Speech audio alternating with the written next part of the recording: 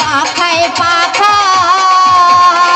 হাসান হুসাইনের নাম গিরে লেখা রয় পাখি যেই পার তা ধর ঘরে পাখি যেই পার তা ধর ঘরে উড়ালো ওরা পাখি রে আরে কাজলো ওরা পাখি রে পাখি শুনলে উড়াল দিল ঘরে পাখি হাওয়ায় উড়া গেল ঘরে